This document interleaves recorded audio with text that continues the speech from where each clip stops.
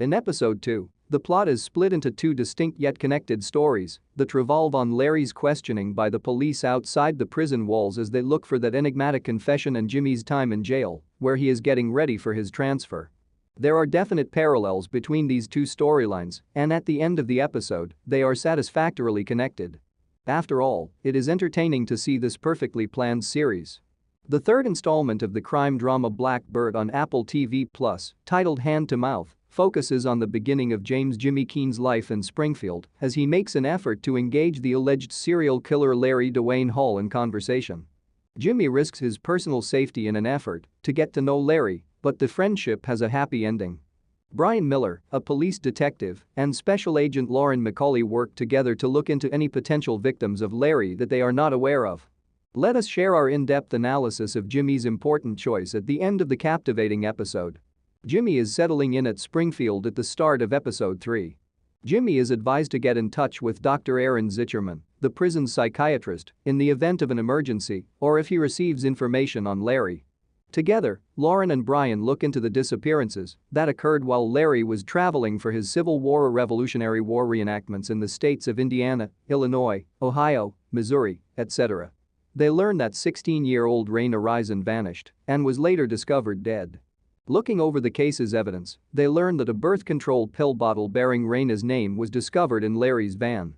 Jimmy is met by James "Big Jim" Keen at Springfield after he displays his police badge.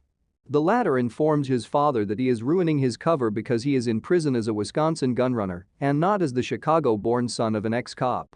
Carter, a police officer, assures Jimmy that he will remain anonymous as the son of a former officer.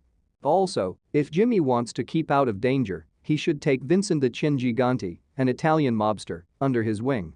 Jimmy succeeds in doing the same, but Carter blackmails him instead.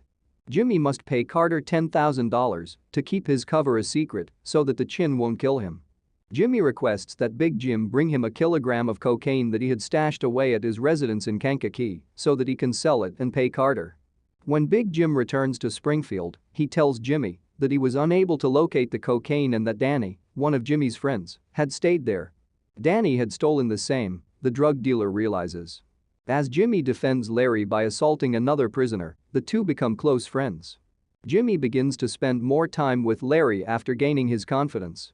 While hanging out in the boiler room one day, Larry queries Jimmy about women getting wet before sex. The alleged serial murderer responds to Jimmy's statement that they do get wet by saying that he had to force himself on them during sex because he had never felt the same. Larry continues by saying that he didn't give a damn if the women approved of him doing it. Jimmy believes Larry was engaging in sexual assault against a woman because he believes they had sex without Larry being aware of what he was doing. Lauren learns that Larry has a plausible explanation for the day Raina was slain. She begins to wonder if Larry is really simply a serial confessor and not a serial killer as she and the other investigators had previously assumed. Lauren moves Jimmy to Springfield because she is certain Larry is a serial killer. At first, she thinks that jeopardizing Jimmy's life will be worthwhile if it keeps Larry from leaving the prison.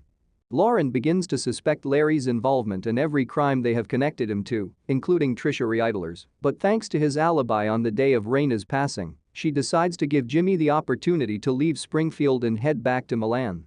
When Lauren is unsure whether Larry is a serial killer, she doesn't want the potential loss of Jimmy in Springfield to weigh heavily on her conscience.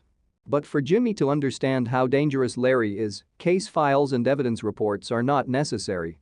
Following his talk with Larry, he now believes that the latter may have killed multiple girls, contrary to what Lauren and the other detectives initially suspected. He doesn't want someone like that to be seen and able to replicate what he is capable of. Jimmy believes Larry poses a greater danger to society because the alleged killer appears to be unaware of his actions when raping or killing women, which raises the likelihood that he will commit the same crimes again. As a result, Jimmy decides to stay in Springfield to finish his goal and prevent Larry from being released. Jimmy understands the importance of getting a confession from the alleged killer, coupled with information about where Trisha's body is located, because the appellate court can rule that Larry's confession is inadmissible.